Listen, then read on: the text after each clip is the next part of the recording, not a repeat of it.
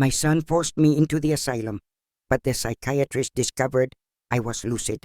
Please leave a comment saying where you are watching this story from. Let's continue. Good story. I'm strapped to a gurney in a psychiatric ward, my wrists bruised from restraints that cut into my paper-thin skin, and the orderly won't look me in the eye. He knows, I can tell he knows, I don't belong here, but his paycheck depends on keeping his mouth shut about what my son did to get me through those locked doors.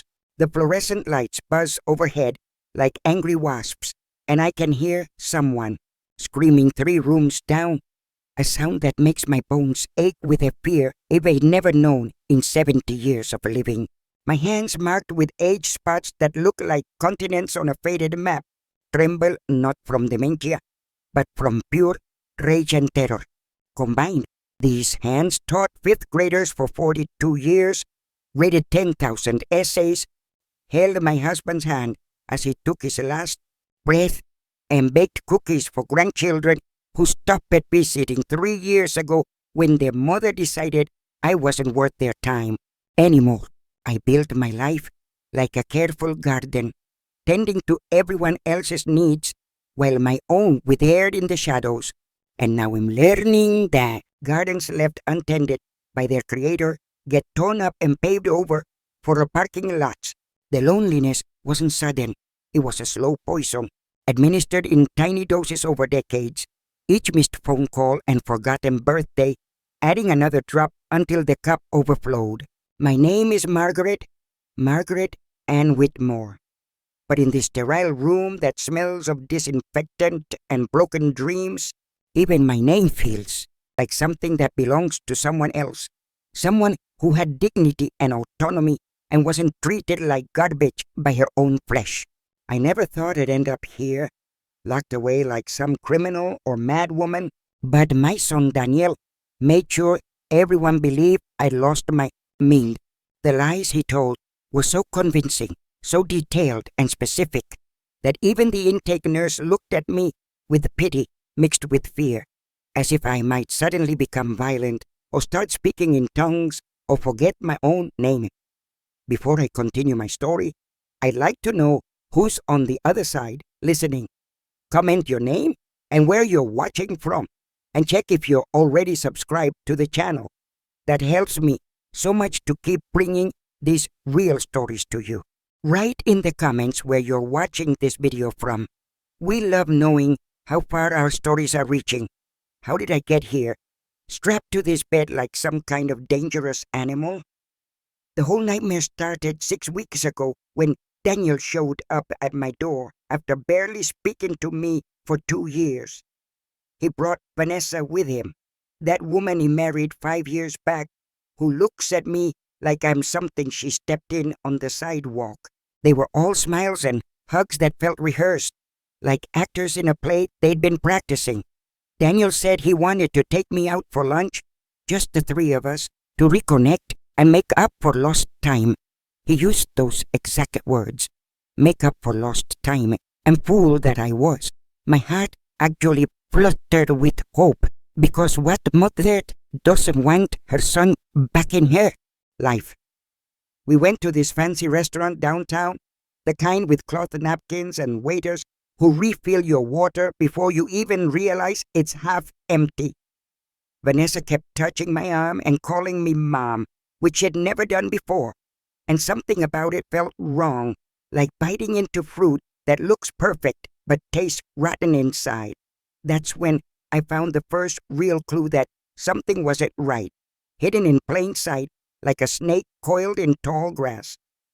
Vanessa excused herself to the restroom and left her phone face up on the table, and a text notification popped up from someone named Rita.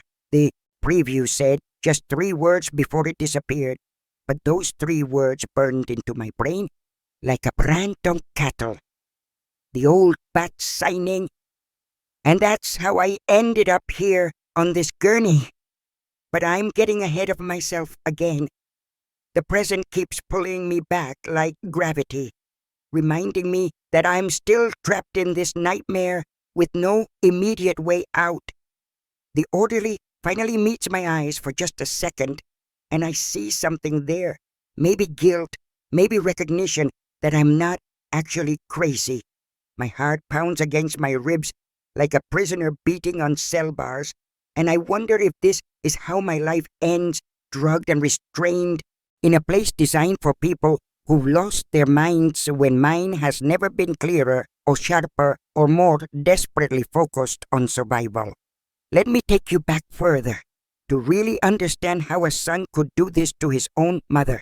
Daniel was always my baby, my only child after 3 miscarriages that nearly broke me and definitely broke something in my marriage that we never quite fixed. I spoiled him. I admit that freely now. Gave him everything I had, and then some. Worked extra hours, tutoring just to pay for his private school and college education. He graduated with a business degree and immediately started working at some financial firm in the city, making more money in a year than I made in 5. And that's when he started changing. The boy who used to call me every Sunday without fail started letting weeks go by between conversations, his voice distracted when he finally did call, always rushing to get off the phone. Then he met Vanessa at some corporate event, and she sank her claws into him faster than you can say gold digger. She was beautiful in that cold, calculated way, all perfect blonde hair and designer clothes, and a smile that never quite reached those ice blue eyes of hers. From the moment I met her, I felt the chill, like opening the freezer door and getting hit with that first blast of cold air. She shook my hand limply, her skin soft as if she'd never worked a day in her life, and looked around my modest home with barely concealed disgust at the worn furniture and outdated kitchen.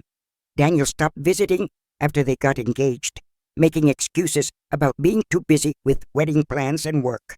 The wedding invitation came in the mail like an afterthought, and I was seated in the back of the church, even though I was the mother of the groom, relegated to obscurity, while Vanessa's family took up the entire front section. That should have been my first real warning, but mothers are blind when it comes to their children. We make excuses and rationalize and convince ourselves that things aren't as bad as they seem. I told myself Daniel was just busy building his new life, that he'd come back around once they settled into marriage, that grandchildren would bring us close again. But the grandchildren never came, and the distance only grew wider and deeper until it became a chasm I couldn't cross. Years passed like pages turning in a book I wasn't allowed to read, and I filled my days with volunteer work and my small circle of elderly friends who were slowly dying off one by one, leaving me more isolated with each funeral I attended. Then my husband Robert died 3 years ago. A heart attack that took him in his sleep without warning or goodbyes. Daniel came to the funeral, stayed for maybe an hour after the service, and left before the reception ended, Vanessa pulling him toward the door with urgent whispers about having to get back for some meeting.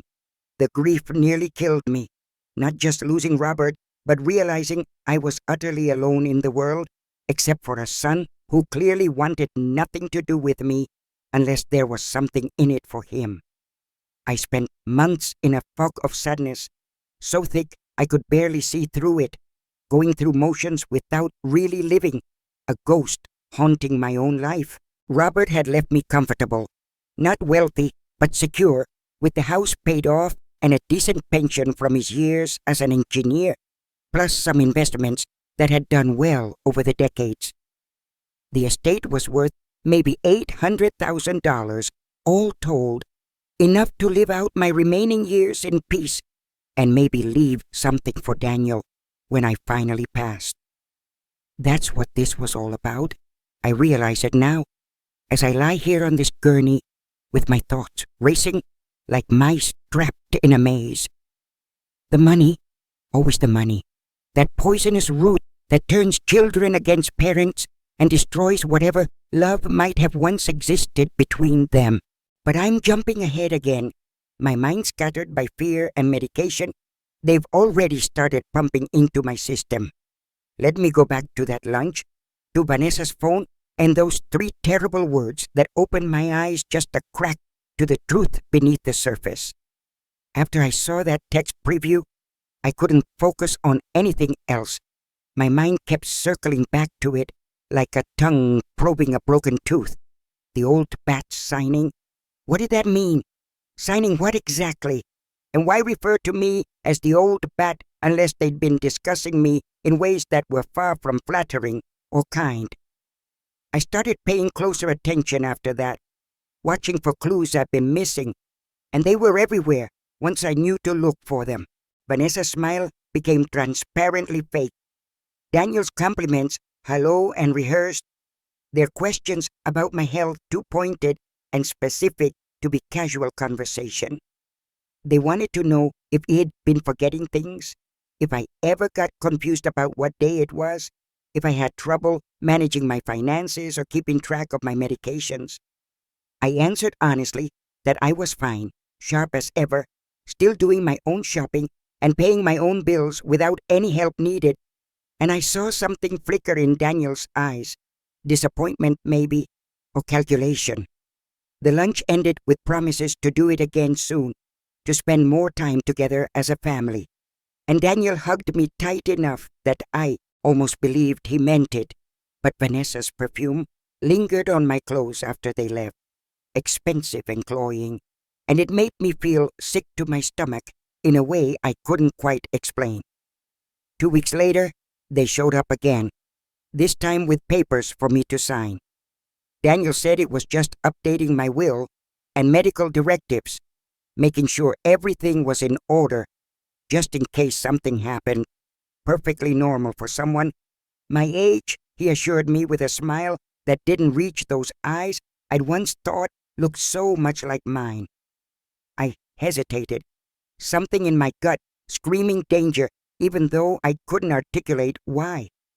Daniel pressed harder, saying how important it was to have these things settled, how he didn't want to think about losing me but he needed to be prepared, how it would give him such peace of mind to know I'd taken care of this.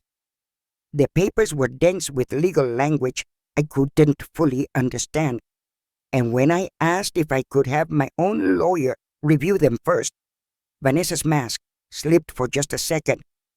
Her smile went rigid, her eyes flashed cold, and she said in a voice like ice cracking that really, at my age, did I think I needed to waste money on lawyers when Daniel only wanted what was best for me?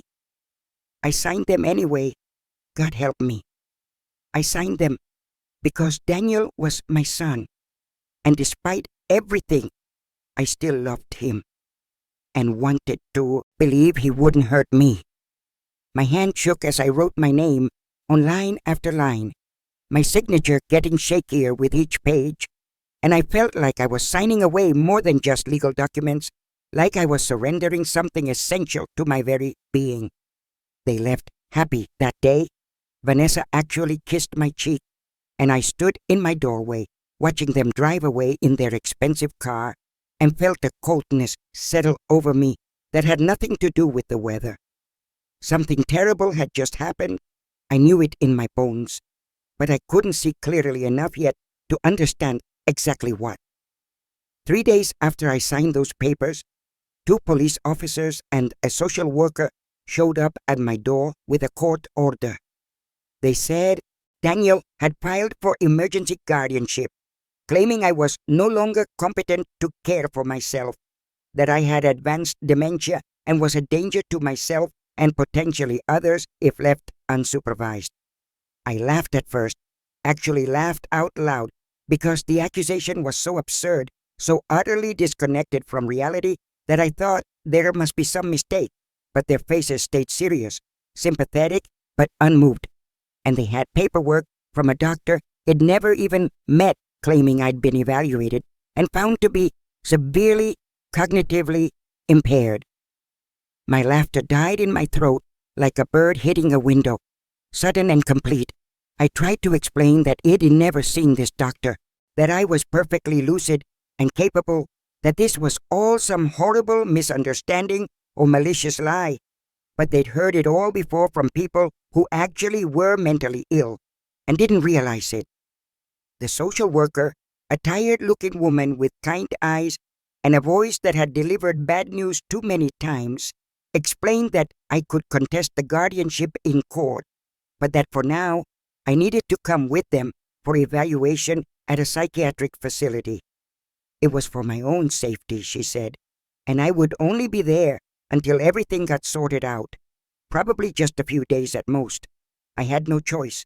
They made that clear without saying it directly, and my hands went numb as I packed a small bag with clothes and toiletries while the officers watched from my bedroom doorway. My home, my sanctuary for 40 years, suddenly felt like a cage I was being extracted from, and I wondered with a sick feeling if I'd ever see it again. The drive to the psychiatric facility was the longest 30 minutes of my entire life, watching familiar streets pass by the window and knowing I was being taken somewhere against my will based on lies that someone had paid good money to make convincing. Daniel had done this, my own son, and the realization was a knife twisting in my chest with each breath. The facility was exactly what you would imagine. All locked doors and reinforced windows, and that smell, God, that smell of industrial cleaner trying to cover up things that can really be cleaned. They processed me like cargo, taking my belongings, my dignity, my autonomy, reducing me from a person to a patient number in their system. That first night I barely slept, listening to strange sounds echoing through corridors, crying and shouting, and the shuffle of feet during bed checks. I kept thinking this couldn't be real, that I'd wake up in my own bed and find it was all some nightmare brought on by stress or bad food. But morning came and I was still there, still trapped. The psychiatrist assigned to my case was Dr. Sarah Chen, a woman in her 40s with sharp eyes behind wire-rimmed glasses and a no-nonsense manner that I immediately appreciated. She interviewed me that second morning, asking questions about my life and memory and daily functioning, and I saw her eyes narrow slightly as I answered clearly and completely, giving details and context that no dementia patient could possibly provide. She asked me about current events, and I rattled off the president's name and recent news stories I'd read in the paper just yesterday. She had me do math problems, remember word lists, draw clocks, and follow complex instructions, and I could see her growing more troubled with each test I passed easily. Finally, she set down her pen and looked at me directly, really looked at me, and asked who had brought me here and why. I told her everything, the whole story pouring out of me like water from a broken dam, and she listened without interrupting once, her expression growing darker as I spoke about Daniel and Vanessa and the papers I'd signed and the doctor I'd never met. Dr. Chen excused herself and came back 20 minutes later looking grim.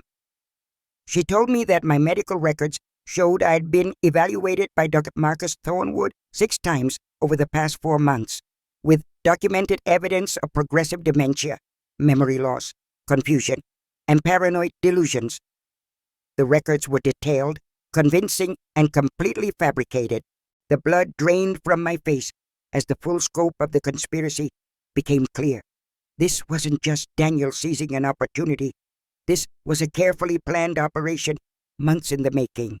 Someone had paid Dr. Thornwood to create an entire false medical history for me, building a paper trail that would hold up in court and make me look like an unreliable narrator of my own life. Dr. Chen said she couldn't release me immediately. The court order was legally binding until a judge reviewed the case, but she could start documenting my actual mental state and gathering evidence that the previous diagnosis was fraudulent. She believed me, and that belief was like oxygen to someone drowning, a lifeline I grabbed onto with both hands. Over the next few days, while I remained locked in that facility, Dr. Chen did something remarkable and rare in modern medicine. She actually investigated instead of just accepting what the paperwork said.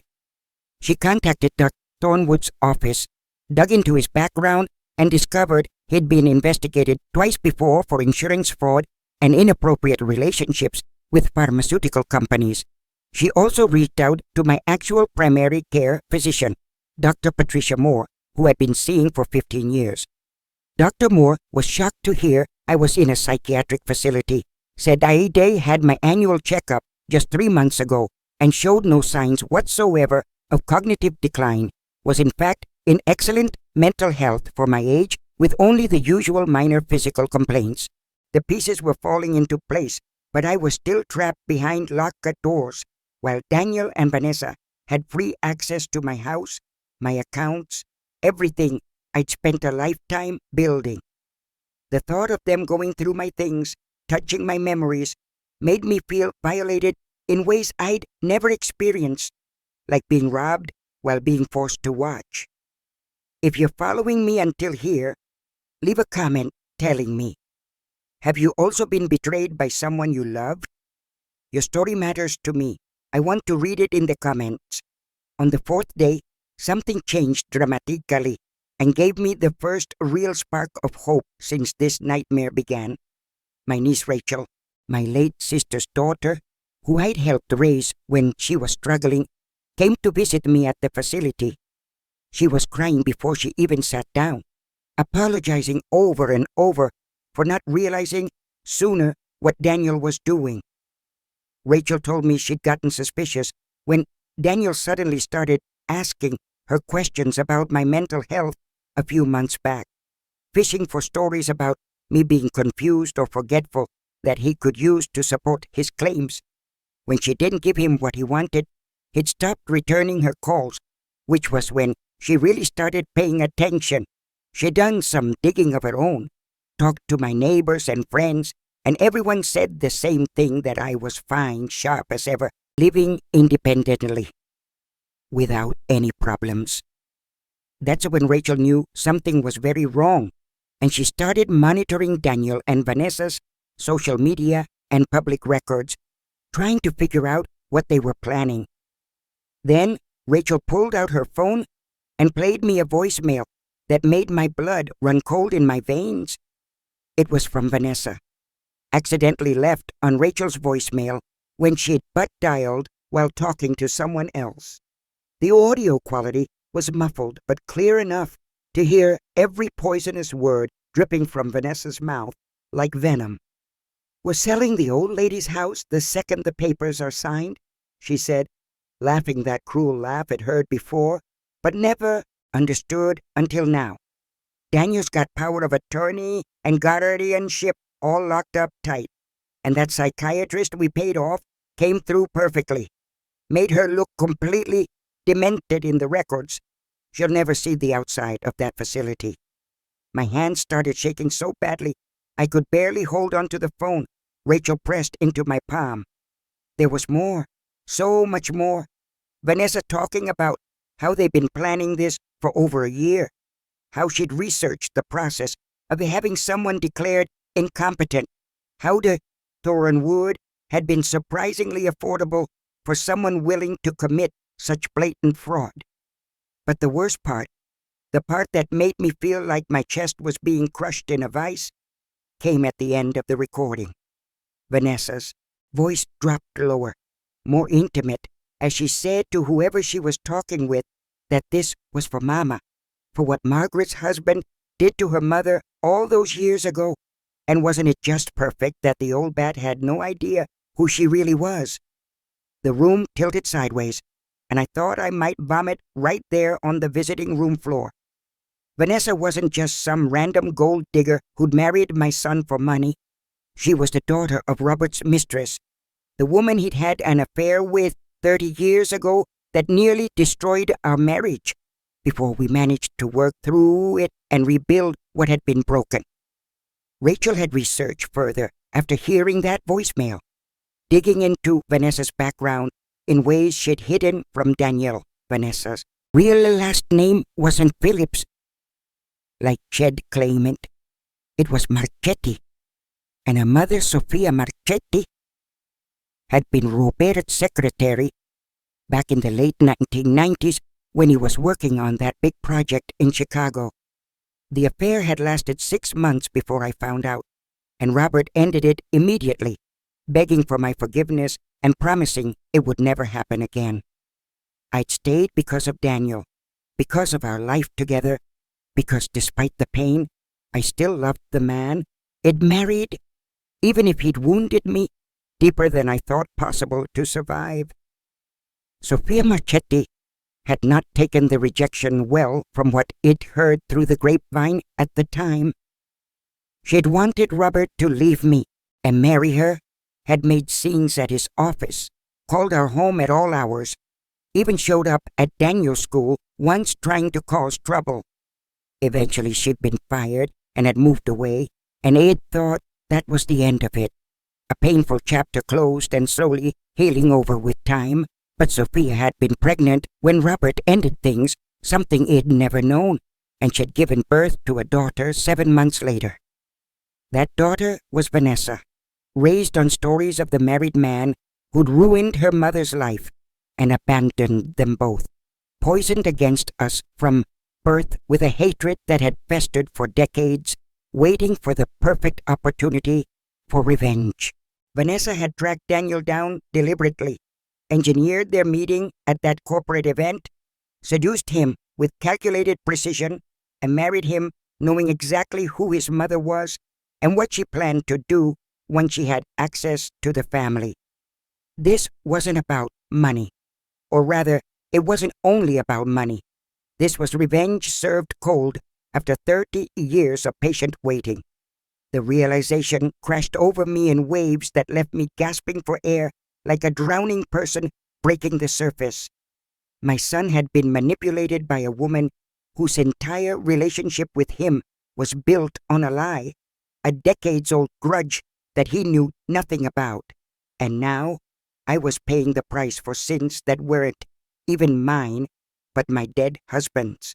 The emotional weight of that discovery didn't hit me all at once like a car crash, but slowly, terribly, like watching storm clouds gather on the horizon and knowing the lightning will strike, but not knowing exactly when or where.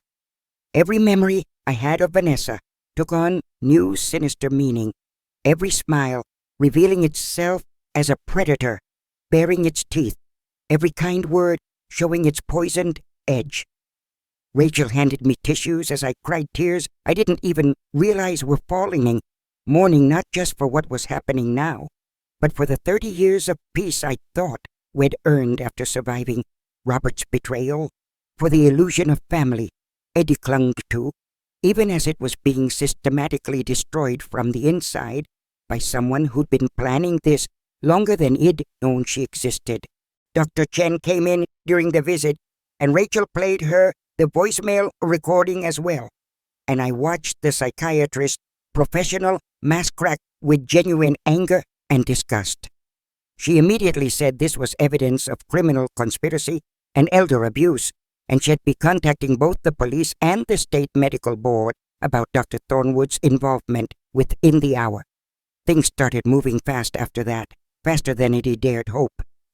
Dr. Chen filed an emergency petition with the court to have me released immediately and the guardianship dissolved based on fraudulent medical evidence. Rachel got me a lawyer, actually a whole firm that specialized in elder abuse cases, and took one look at the situation and practically salivated at the chance to take Daniel and Vanessa down. The lawyer, a sharp woman named Jennifer Brooks, who reminded me of Dr. Chen in her no-nonsense intensity, explained that we had multiple angles of attack here.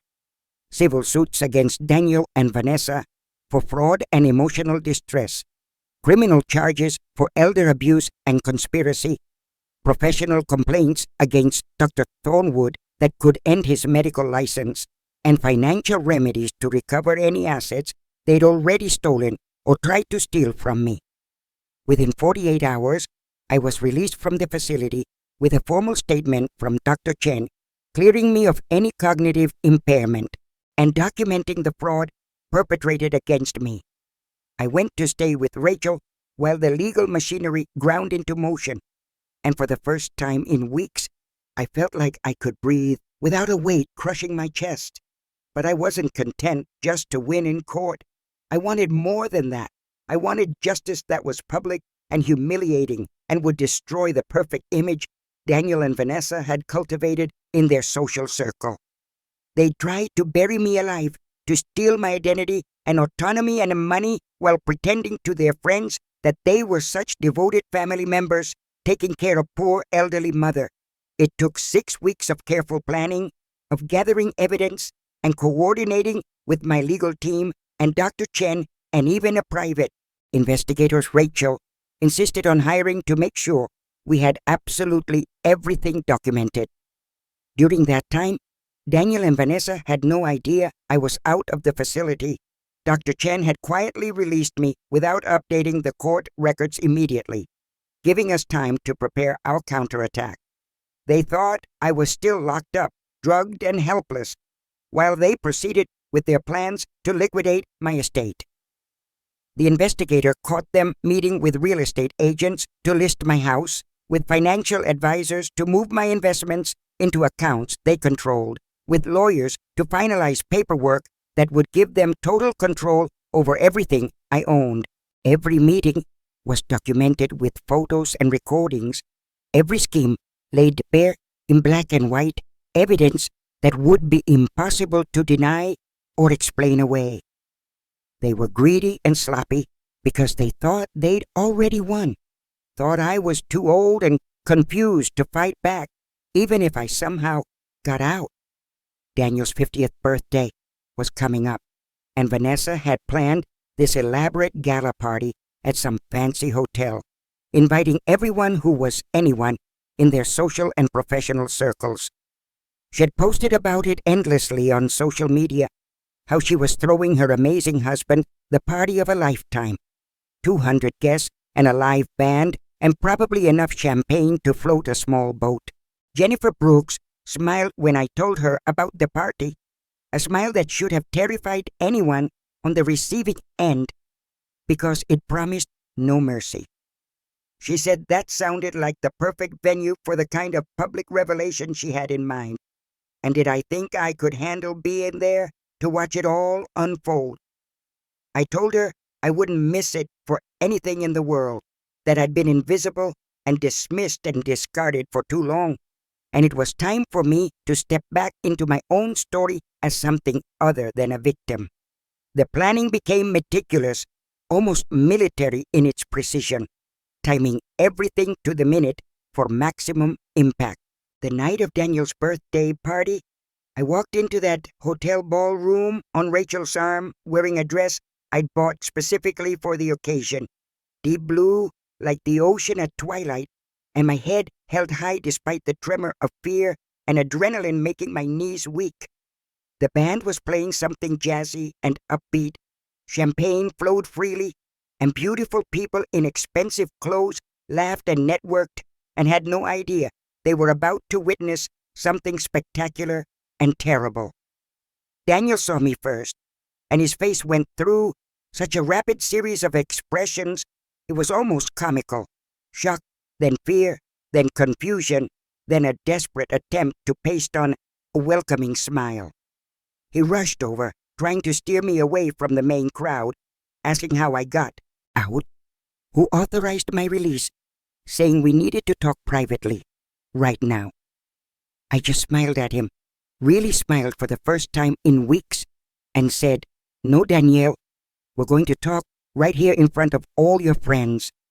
His face paled, and he started to protest, but then Vanessa appeared looking like she'd seen a ghost, her perfect makeup suddenly making her look like a porcelain mask that might crack at any moment.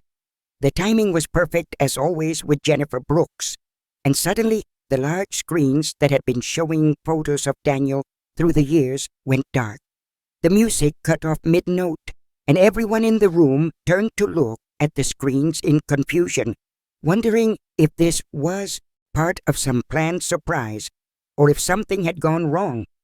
What appeared on those screens was damning beyond anything I could have imagined, even knowing what was coming. Jennifer had compiled everything into a video presentation that started with text messages between Daniel and Vanessa. leaked to us by a sympathetic source who worked in their phone company. Messages that laid out their entire plan in cold black and white text bubbles. The old bat is worth at least $800K.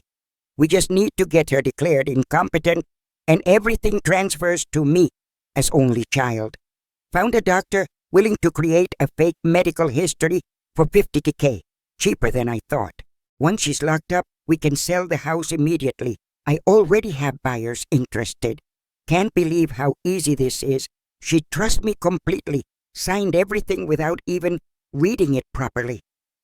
The ballroom was absolutely silent, except for the gasps of shock rippling through the crowd as message after message appeared on screen, each one more incriminating than the last. I watched faces turn toward Daniel and Vanessa, with expressions ranging from horror to disgust to a kind of morbid fascination. Then came the voicemail, Vanessa's voice crystal clear through the hotel's sound system, talking about selling the old lady's house and how that psychiatrist they'd paid off came through perfectly. Her words hung in the air like toxic gas, poisoning everything they touched, and I saw her reach for Daniel's arm in panic, only to have him shake her off instinctively. But the pièce de résistance, the moment it'd been waiting for, came next. Video footage from the private investigator showing Daniel and Vanessa meeting with Dr. Thornwood in a parking garage like criminals plotting a heist, handing over an envelope that undoubtedly contained cash in exchange for fabricated medical records that could destroy someone's life. The video also included Dr. Thornwood's confession, obtained when the medical board confronted him with evidence of his fraud, and head crumbled like cheap plaster, admitting everything and implicating Daniel and Vanessa in exchange for a plea deal that might save what was left of his career and keep him out of prison. Finally, and this was Jennifer's masterstroke of presentation, came the revelation of Vanessa's true identity. Photos of her mother, Sophia Marchetti, appeared on screen. Articles about the scandal at Robert's company 30 years ago, birth certificates proving Vanessa's maternity, and a compilation of social media posts Vanessa had made under her real name years before she targeted Daniel. Those old posts talked openly about hating the Whitmore family, about how her mother had been destroyed by Robert's rejection, and how someday she'd make them all pay for ruining Sophia's life. It was a revenge plot, decades in the making, documented in her own words, impossible to deny or explain away as anything other than premeditated malice. The presentation ended with a final screen showing legal notices that both Daniel and Vanessa were being charged with elder abuse, fraud, conspiracy, and multiple other felonies, along with civil suits seeking damages in excess of $2 million.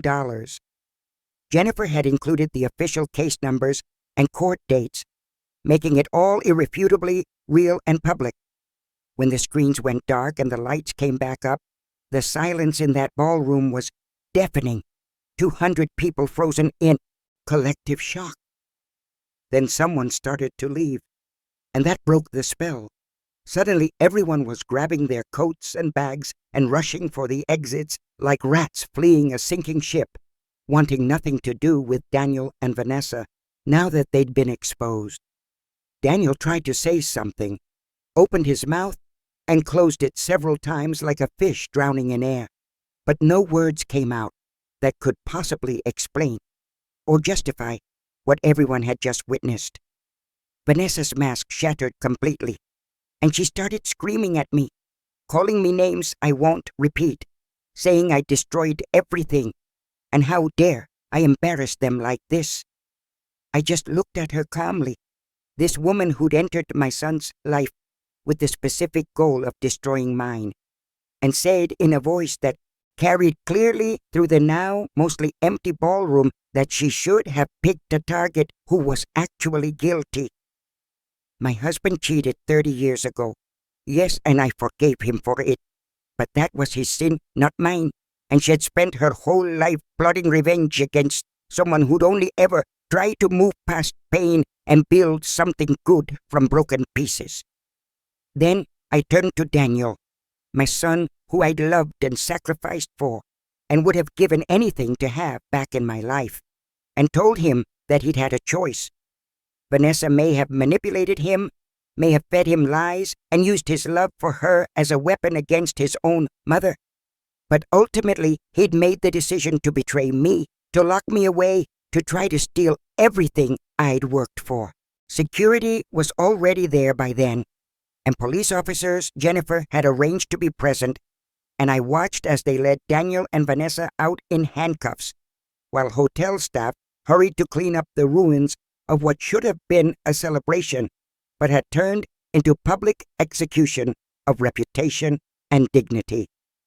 The legal proceedings that followed were brutal and swift because we had such overwhelming evidence. Dr. Thornwood lost his medical license permanently and received a suspended prison sentence in exchange for his testimony against Daniel and Vanessa.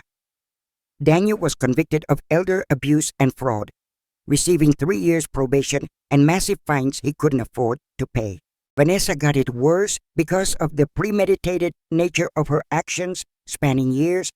She received actual prison time, 18 months that she'd served in a facility that I imagined wasn't too different from the psychiatric ward where she tried to bury me alive.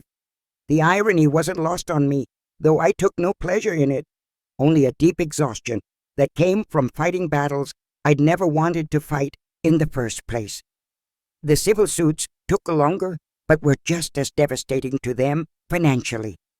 The courts awarded me damages that totaled over $3 million when everything was calculated, including punitive damages meant to punish their egregious behavior and deter others from attempting similar schemes against vulnerable elderly people. Daniel and Vanessa had to declare bankruptcy within 6 months. Every asset they'd accumulated during their marriage ceased to pay even a fraction of what they owed me. Their fancy house in the suburbs went into foreclosure. The expensive cars were repossessed. Vanessa's designer wardrobe was auctioned off piece by piece to satisfy creditors. Their reputations, which had been so carefully cultivated in their social and professional circles, were completely destroyed overnight.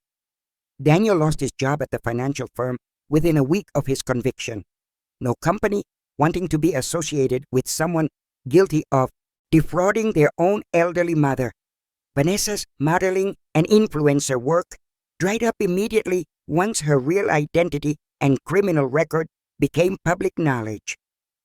The divorce papers were filed 3 months into Vanessa's prison sentence, Daniel finally seeing her for what she really was, once the pretty mask had been torn away by circumstances. He sent me a letter from his new apartment, a tiny studio in a bad neighborhood that was all he could afford now, trying to explain and apologize and somehow make me understand why he'd done what he'd done. I read that letter exactly once, sitting in my kitchen with a cup of tea, growing cold in my hands, and then I burned it in the sink, watching the paper curl and blacken into ash. Some betrayals are too deep to forgive. Some wounds cut straight to the bone and never heal properly, no matter how much time passes or how sincere the apology might be. But here's the thing about revenge, about justice served cold and public and devastating. It doesn't actually heal anything inside you. Yes, I'd won. Yes, they've been punished. Yes, everyone knew the truth about what they tried to do to me. But I still woke up every morning for months afterward with a hollow, aching feeling in my chest where a mother's love for her son used to live. I donated a significant portion of the settlement money to the psychiatric facility where Yeti been held, specifically earmarked for improving conditions and protecting patient rights and training staff to recognize when someone might actually be there under false pretenses. Dr. Chen helped me set up a program in her name that would provide free psychiatric evaluations for elderly people whose families were seeking guardianship, ensuring that what happened to me would be harder to perpetrate against others. The rest of the money I split between Rachel, who'd saved me when she didn't have to, and several charities focused on elder abuse prevention and advocacy. I kept enough to live comfortably for whatever years I had left, but I didn't want or need the vast amounts they'd been so desperate to steal from me. Money has a way of poisoning everything it touches when people start valuing it more than human relationships. My house felt empty when I finally moved back into it after months of legal proceedings and staying with Rachel. Every room echoed with memories of the life I'd built there. 40 years of marriage and raising a child and growing old, and now all of it was tainted by the knowledge of how little it had all meant to the people Ed built it for. I thought about selling it and starting fresh somewhere new, but that felt too much like letting them win, like allowing their betrayal to drive me from my home and my memories, both good and bad. Instead, I stayed, and slowly, painfully, I reclaimed those rooms and made them mine again, rather than ours or the family's or anything that included people who'd proven they didn't deserve to be included. Rachel visited often, sometimes with her husband and kids, who'd always liked Grandma Margaret, even if they weren't technically my grandchildren by blood. We'd have dinner together, watch movies, talk about nothing and everything, and those evenings reminded me that family isn't always about blood, but about who shows up when you need them most. The other elderly friends I'd volunteered with at the community center welcomed me back like I'd returned from war, which in a sense I had. We shared coffee and stories, and I discovered I wasn't alone in having family members who tried or succeeded in taking advantage of our age and vulnerability. The epidemic of elder abuse was far more widespread than anyone wanted to admit. Some of those friends encouraged me to write about my experience, to turn it into something that might help others recognize the warning signs before it was too late for them. I started writing, just journal entries at first, then something more structured, and discovered that putting words on paper helped process emotions I've been holding inside like toxic waste. Daniel tried to contact me several times over the following year. Phone calls I didn't answer, emails I deleted without reading, letters I returned to sender unopened.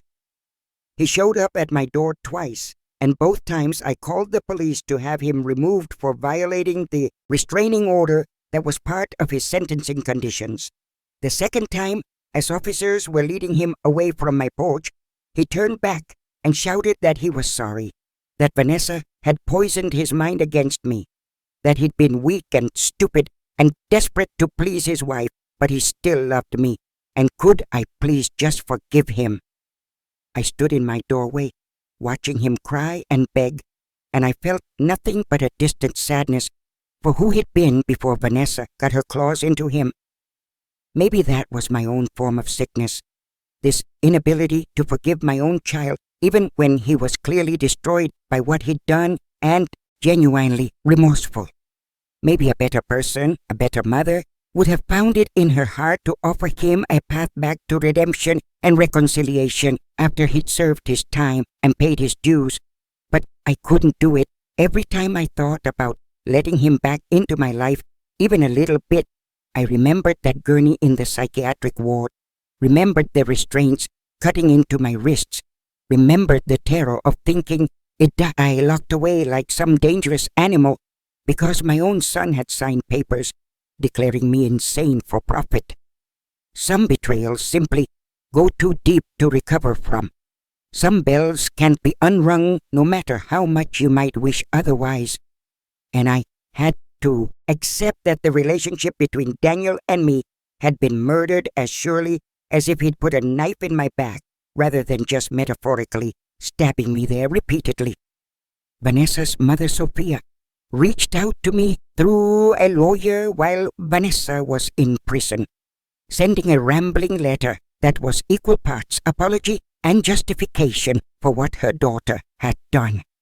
She claimed she'd never intended for things to go so far, that she'd raised Vanessa on stories of Robert's betrayal, but hadn't meant for her daughter to weaponize that pain into such elaborate revenge schemes. I didn't respond to that letter either, because what could I possibly say that would matter? Sophia had poured poison into her daughter's ears for 30 years, had raised her own hatred and resentment, and now both of them were paying the price for that toxicity.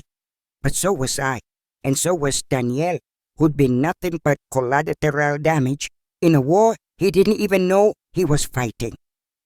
The legal system required Daniel to face me in court several times during the various proceedings, and those encounters were surreal and horrible in equal measure. He couldn't meet my eyes most of the time, staring at the floor or his hands or anywhere but at the mother he'd betrayed so completely.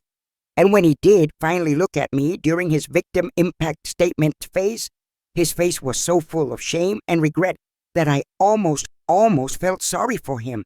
But then he'd remember, and the sympathy would evaporate like morning dew under harsh sun, because he'd had so many chances to stop, so many moments where he could have said no to Vanessa's schemes, and he'd chosen her over me every single time until there was nothing left between us but ashes and legal proceedings. The media coverage of the case was extensive and sensational, exactly what Jennifer Brooks had predicted and planned for when she orchestrated that birthday party revelation. Local news stations ran stories about the elderly woman trapped in a psychiatric facility by her greedy son. National outlets picked up the angle about the mistress's daughter seeking revenge, and for several weeks I couldn't go anywhere without being recognized and having people either offer sympathy or ask invasive questions.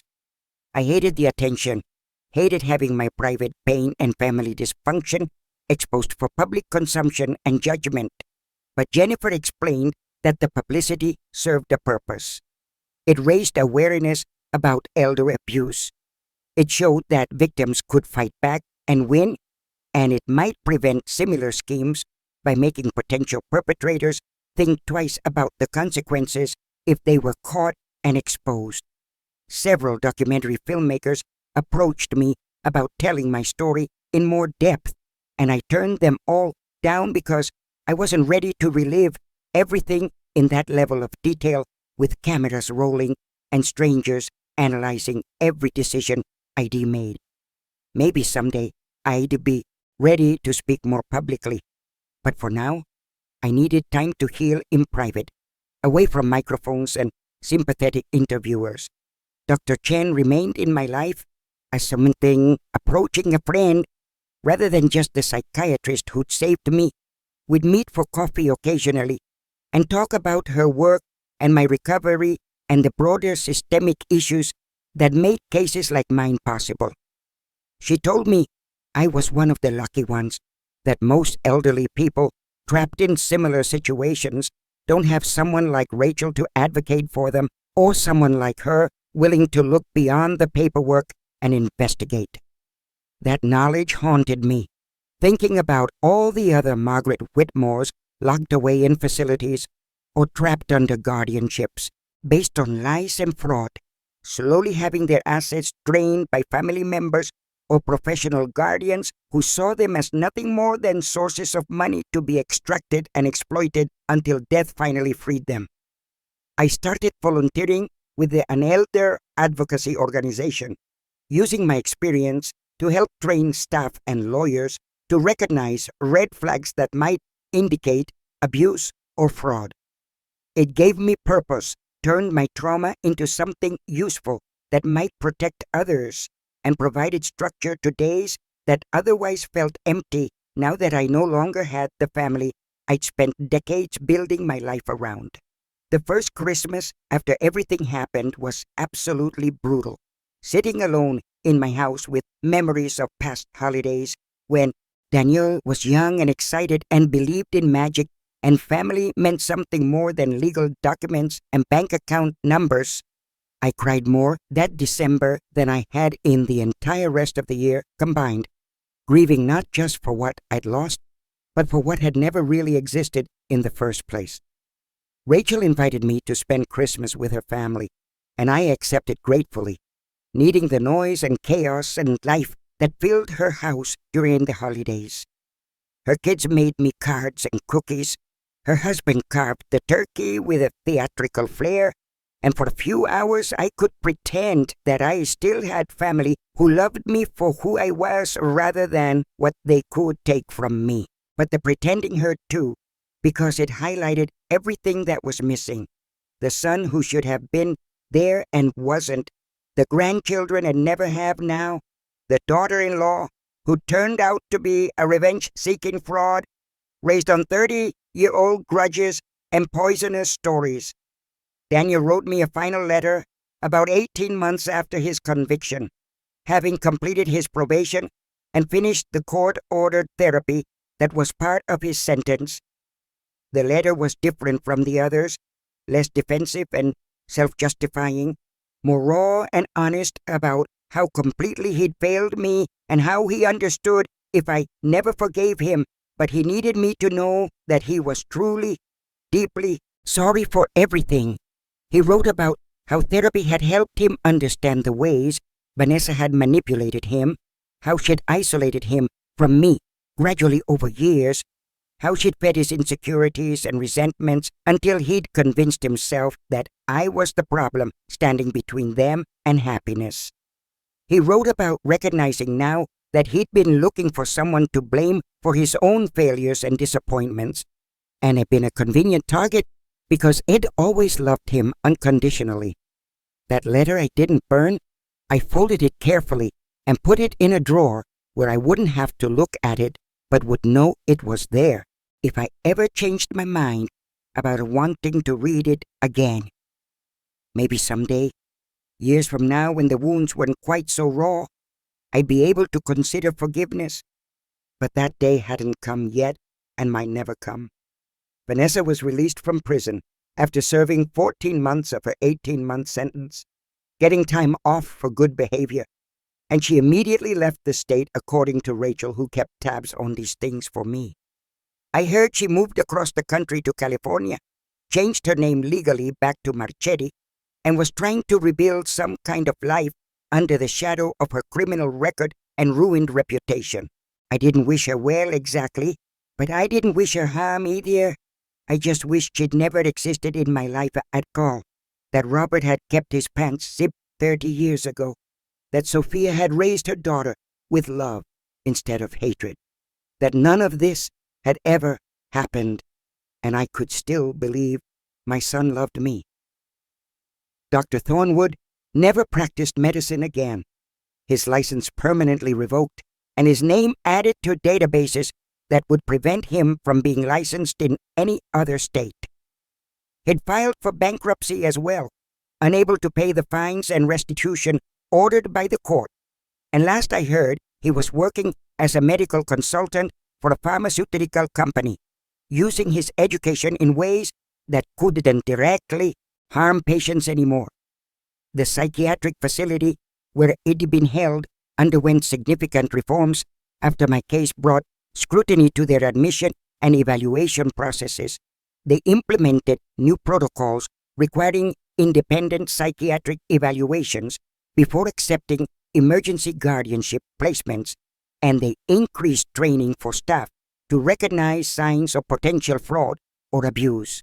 Those changes wouldn't help me.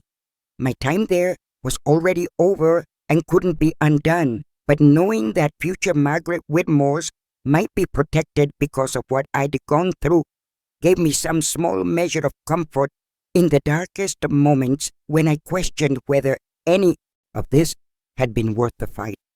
People ask me sometimes if I regret how I handled everything, if I wish I'd pursued reconciliation with Daniel instead of revenge, if I think that destroying him financially and professionally was excessive, given that Vanessa had manipulated him. The answer is complicated because I'm not a monster who enjoys causing pain, even to those who have hurt me deeply. But here's what I know with absolute certainty. What happened to me wasn't just a mistake or poor judgment. It was a calculated attack on my autonomy and dignity and identity as a human being. Daniel didn't just steal money or property. He tried to erase me as a person, to have me locked away and drugged and forgotten so he could loot my life's work without my inconvenient consciousness getting in the way. That kind of betrayal doesn't deserve gentle forgiveness and second chances. It deserves the full force of consequences that society has established for such actions.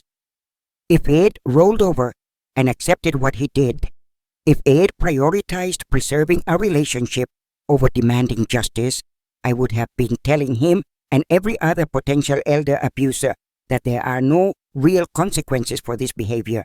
So no, I don't regret the revenge I took, though I wish I'd never needed to take it in the first place. I don't regret destroying the comfortable life he'd built on lies and fraud, though I grieve for the son he could have been if he'd made different choices. I don't regret cutting him out of my life completely, though the emptiness where he used to be still aches on quiet nights when I'm alone with my thoughts. What I do regret is not seeing the signs earlier, not recognizing that Vanessa was dangerous from the moment I met her, not protecting myself better when Daniel started pulling away. I regret trusting blindly when I should have been more cautious, signing papers without reading them carefully, believing that family meant something more than it apparently did. But hindsight is perfect and useless. I can't go back and change any of it. I can only move forward with the lessons I've learned the hardest way possible. Trust, but verify. Keep your important documents secure and know where everything is. Maintain relationships outside your immediate family and never assume that love alone will protect you from those who decide you're worth more to them, dead or incapacitated, than alive and autonomous. I'm 70 years old now, and I spend my days volunteering, reading, tending the garden I've started in my backyard, and slowly rebuilding a life that looks nothing like what I'd imagined for my golden years. I don't have grandchildren coming over for Sundays, dinners, don't have a son who calls to check on me, don't have the family I'd worked so hard to create and maintain. But I have my freedom, hard-won and precious. I have my home that is truly mine now. I have friends who've proven themselves trustworthy through actions rather than just words. I have my dignity back, my autonomy, my right to make my own decisions and live my own life without someone trying to steal it from under me while pretending to care. Some days that feels like enough, like I've won something valuable, even if it cost me nearly everything else to get it. Other days the loneliness is crushing, and I wonder if I'm too unforgiving, too hardened by betrayal to ever allow anyone close enough to hurt me again, but also close enough to love me. The truth is probably somewhere in the middle. I'm damaged but not broken, wounded but still healing, alone but not entirely without connection or purpose. I wake up each morning and make the choice to keep going, to find meaning in the small things, to believe that the years I have left can still hold joy and peace, even if they don't hold the family I'd once thought that was my entire reason for existing. Rachel tells me I'm brave, that what I did by fighting back took incredible courage, but I don't feel brave most of the time. I feel tired and sad and older than my 70 years. I feel like I she's war that nobody should have to fight, and am still dealing with the casualties and the shell shock long after the battles have ended. But I'm also still here, still standing, still myself in ways I wouldn't have been if I'd stayed locked in that psychiatric facility while Daniel and Vanessa dismantled my entire life. That has to count for something, that has to mean something, and even on the days when it feels like a hollow victory. The garden helps, watching things grow from seeds I planted with my own hands, nurturing life and seeing the direct results of my care and attention. Tomatoes and herbs and flowers that bloom because I water them and weed around them and provide the conditions they need to thrive. It's simple and honest in ways that human relationships haven't been for me lately. I've started writing more seriously too, working on turning my experience into a book that might help others recognize elder abuse and fight back against it. The writing is hard, reliving everything in detail for the page, but it also feels important, like creating something meaningful from trauma, rather than just letting the trauma define me forever. A publisher has expressed interest in the manuscript, saying there's a real appetite for these kinds of stories right now, as the population ages and elder abuse becomes a more visible social problem. I don't know if I'm ready to put myself out there that publicly, but the thought of my story helping even one person avoid what I went through makes the consideration worthwhile. Dr. Chen says I'm doing remarkably well considering everything I've been through, that my resilience and determination are unusual and admirable. I think she's being generous because she's a kind person, but I appreciate her saying it anyway. Appreciate having someone in my corner who understands the full scope of what happened and still sees me as a whole person rather than just a victim. Sometimes I dream about the facility, about being strapped to that gurney with no way out, and I wake up sweating and panicking until I remember where I am. Those nightmares are getting less frequent as time passes, but they haven't stopped entirely, and I wonder if they'll ever truly go away, or if they're just part of who I am now. The financial stability from the settlement has given me freedom I've never had before, ironically, since it came from the very people who tried to steal everything. I can travel if I want, though I haven't yet because traveling alone at my age feels daunting in ways it wouldn't have when Robert was alive. I can afford the best medical care, can make sure I'm actually healthy rather than just hoping nothing goes wrong. Most importantly, I can afford to protect myself legally and financially in ways I couldn't before. I've set up trust and protections that would make it nearly impossible for anyone to do to me again what Daniel and Vanessa did. I've named Rachel and several trusted friends to various oversight positions. I've created redundancies and safeguards that would have prevented everything if they'd existed before. That feels like the real victory sometimes, not the revenge or the justice or the public exposure of their crimes, but the knowledge that I've made myself safe in ways I wasn't before. No one can lock me away again without multiple people noticing and objecting. No one can steal my assets without triggering alarms I've carefully constructed. I'm not naive enough to think I'm completely invulnerable. Determined predators can overcome almost any defense if they're patient and clever enough. But I've made myself a much harder target, and that has to deter most casual opportunists looking for easy elderly victims to exploit. The community center where I volunteer has become my social hub, a place where I'm known and valued for what I contribute rather than what I'm worth financially. I teach a weekly class on financial literacy for seniors, helping others avoid the traps I fell into, showing them the warning signs of fraud and manipulation and how to protect themselves legally. Those classes fill up quickly because the need is desperate. So many elderly people living alone and vulnerable, their families either absent or circling like sharks, waiting for the right moment to strike. I share my story in those classes, not all the gory details, but enough to illustrate that it can happen to anyone, that education and intelligence don't protect you from familial betrayal. Some of the students cry when I talk about being locked in the psychiatric facility. Others get angry on my behalf, but all of them listen intently and take notes and ask questions about how to protect themselves. That engagement, that hunger for knowledge that might save them, makes me feel like I'm doing something important with the time I have left. One woman in particular, Dorothy, came to me after class recently and confided that her daughter had been pressuring her to sign a power of attorney documents. The daughter claimed it was just for emergencies, but something about the pressure and urgency felt wrong to Dorothy, even though she couldn't articulate exactly why. I helped Dorothy find a lawyer to review the documents, and sure enough, they would have given the daughter complete control over Dorothy's finances immediately, rather than only in case of incapacity. We caught it before Dorothy signed, and she's now estranged from that daughter, but safe from exploitation. Another small victory in the endless war against elder abuse.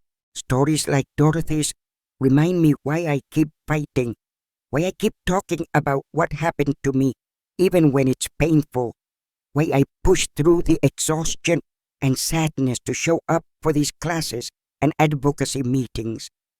Each person I help protect is a life saved from the kind of trauma I endured, and that has to count as redemption of some kind. I still think about Daniel more than I probably should, wondering where he is and what he's doing and whether he's managed to rebuild any kind of life from the ashes of what we destroyed together. Part of me, the mother part that apparently never dies, no matter how badly you're betrayed, hopes he's okay and learning and growing from his mistakes. But another part of me, the part that remembers the restraints and the terror and the absolute violation of being locked away by my own child, hopes he suffers every day with the knowledge of what he did. Those two parts of me are constantly at war, maternal love versus righteous anger, and I don't know which side will eventually win or if they'll just coexist forever in uncomfortable tension. Rachel thinks I should consider therapy to work through my feelings about Dania. And she's probably right, but I haven't been able to make myself pick up the phone and schedule that first appointment. Maybe I'm afraid of what he'll discover about myself if I dig too deep into those complicated emotions. Or maybe I'm just too tired to do more emotional work when I'm already exhausted from rebuilding my life. The second anniversary of the birthday party confrontation passed quietly last month, just another day that I marked privately with a glass of wine and a long evening of reflection. 2 years of freedom, 2 years of learning to live alone in ways I'd never imagined I'd have to. 2 years of slowly accepting that my life now is my life forever, and I need to make peace with that reality. I've learned that peace doesn't mean forgetting or pretending it didn't happen. It means carrying the scars without letting them define every moment of every day. Some days I'm more successful at that than others. Some days the bitterness rises up like bile, and I have to consciously choose not to drown in it. The garden is blooming now as summer approaches, and I spend hours out there in the early morning and late evening when the heat isn't too oppressive. There's something meditative about pulling weeds and checking for pests and watering roots, simple physical tasks that produce visible results and don't require navigating the complexities of human relationships and betrayals. My neighbors have been kind, bringing me casseroles and inviting me to block parties, including me in their lives in gentle ways that don't demand too much or push too hard. They know my story. Everyone in the neighborhood knows it after the media coverage, but they treat me normally rather than with pity, and I appreciate that more than I can express. One neighbor's neighbor, Tom, a widower about my age, has started joining me for coffee on Saturday mornings. It's just friendship. Two lonely people finding companionship in shared silence and occasional conversation. But it's nice to have regular human contact that isn't scheduled or obligatory. He lost his wife to cancer 3 years ago and understands grief and rebuilding in ways that make him easy to be around. We don't talk about our respective losses much. We talk about books we're reading and birds we've seen and the weather and politics and anything else that keeps us engaged with the world around us. It's comfortable and uncomplicated, and I've learned to value those qualities in relationships now in ways I never did before when I took them for granted. I wonder sometimes what advice I'd give my younger self if I could go back in time. what warnings I'd whisper into the ear of that woman who just discovered Robert's affair and was deciding whether to stay or leave.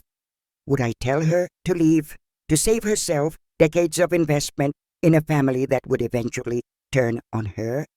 Or would I tell her that the pain is worth it, even knowing how it ends, that the years of loving Daniel, despite everything, still mattered somehow? I honestly don't know the answer to that question, and maybe that ambiguity is okay. Maybe not everything needs to be clearly defined as right or wrong, good or bad. Life is messy and complicated and full of choices that only make sense in retrospect. And all we can do is our best with the information and understanding we have in any given moment. What I do know is that I survived, that I fought back when it would have been easier to give up, that I demanded justice when I could have accepted the role of victim. That strength came from somewhere deep inside me that I didn't know existed until I needed it. And now that I found it, I don't intend to let it go, even when things are calm and peaceful. The book I'm writing has a working title of Betrayed by Blood. A bit melodramatic, maybe, but accurate. My editor thinks it will resonate with readers, especially adult children dealing with aging parents who might not realize how easy it is to become an abuser when you start viewing your parents as obstacles or burdens rather than people deserving dignity and autonomy. If the book helps even one family have difficult conversations before things escalate to abuse, if it prevents even one elderly person from being locked away or exploited, then all the pain of reliving my trauma on the page will have been worthwhile. That's what I tell myself anyway when the writing gets hard and I want to quit and just try to forget any of this ever happened. But forgetting isn't an option. The scars are too deep and the memories too vivid, and maybe that's okay too. Maybe bearing witness to our own suffering and finding ways to transform it into something useful is the best we can do with the worst things that happen to us. I'm not the same Margaret Whitmore who opened her door 6 weeks before that awful lunch and saw her son standing there with his false smiles and his poisonous wife. That Margaret was naive and trusting and believed that blood ties meant something unbreakable and sacred. This Margaret knows better, knows that trust must be earned and verified, knows that family can be your greatest danger if you're not careful. The transformation wasn't one I chose or wanted, but Eve learned to inhabit this harder, warier version of myself without completely losing the core of who I was before. I can still love, still hope, still find joy in small things, but I do it all with my eyes open now and my guard up in ways that feel both sad and necessary. As I sit here finishing this story, the sun is setting outside my window, painting everything in shades of gold and amber that remind me why I fought so hard to stay in this house, in this life, in control of my own destiny. The beauty of an ordinary evening in my own home surrounded by things I chose and cherish. That's the victory that matters most when everything else is stripped away. So here's what I want to know from you, since you've listened to my entire story and hopefully learned something from my nightmare. Do you think I went too far in destroying Daniel financially and professionally? Was the revenge proportional to the crime? Or did I become the villain myself by refusing to forgive him even when he showed genuine remorse? If you discovered that your own child or someone you'd loved and sacrificed for had been planning to lock you away and steal everything you'd worked for, could you forgive them? Would you forgive them? Or would the betrayal cut so deep that forgiveness became impossible no matter how much time passed or how sincerely they apologized? And maybe most importantly, have you seen similar patterns in your own family or friend groups? Are there elderly people you know who might be vulnerable to this kind of abuse, who need someone to step in and help protect them before it's too late? Thank you for listening to my story all the way to the end. This was my truth, and every word here is real. These are stories from people who've gone through extreme situations and found the strength to keep moving forward. If this story touched you in any way, please subscribe to the channel. I post real stories of survival, revenge, and justice every week here. And tell me in the comments, have you lived through something similar? What would you have done in my place? I love reading your stories. Do click on the videos appearing on your screen now for more emotional stories that will make you think and feel. Until the next story.